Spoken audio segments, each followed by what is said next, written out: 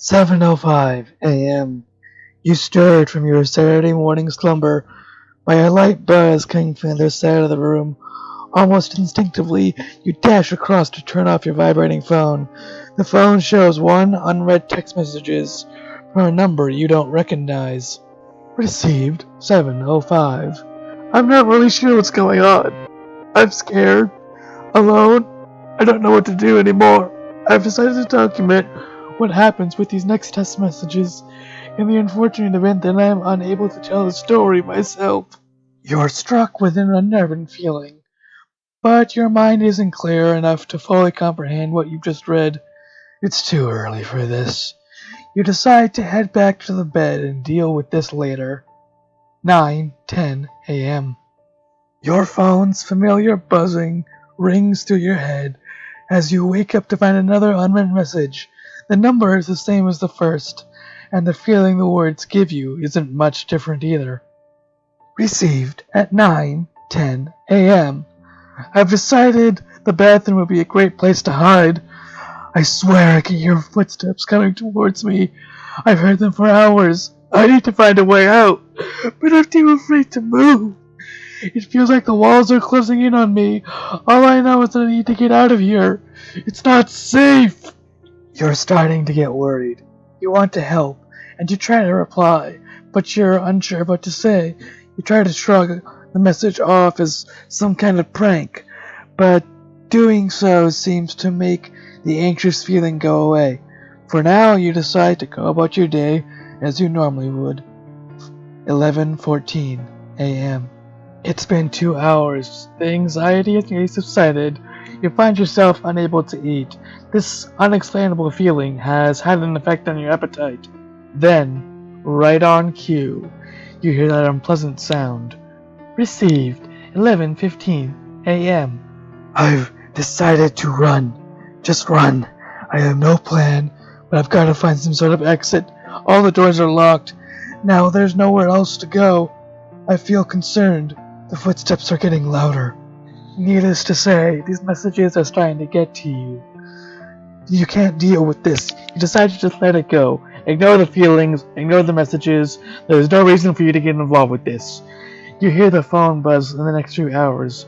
You try to block out the noise. 4:01 p.m. Another buzz. The anxiety is becoming overwhelming. Enough is enough. You check your phone to find 4 more unread messages, all from the same number as before. Received 12:13 p.m.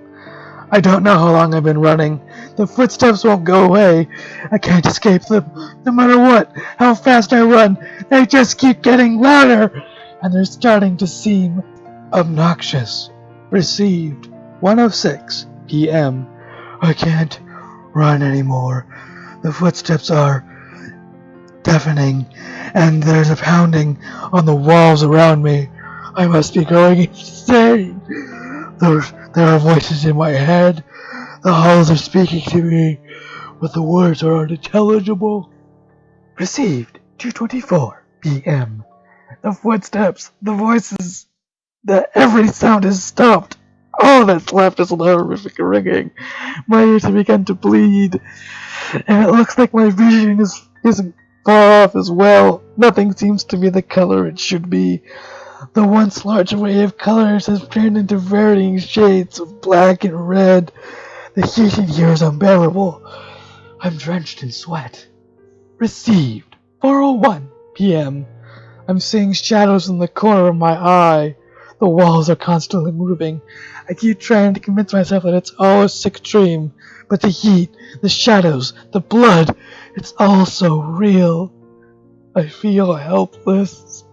At this point, you are convinced that this is no joke. You need to find this person. Save this person. But how? What could you possibly do to help? All you can do right now is wait for the next message. Received 5:12 p.m. I've started to pound my head against the wall in an attempt to make the voices stop. I feel like I'm surrounded constantly, watched by someone or something. Make it stop. Please, just make it stop. Received 5:56 p.m. There's so much blood. The pain doesn't seem to bother me anymore. It's my only distraction from this madness. I'm beginning to feel numb. I'm not sure how much longer I'll make it. If you're reading this message, stay away from Bellevue High School.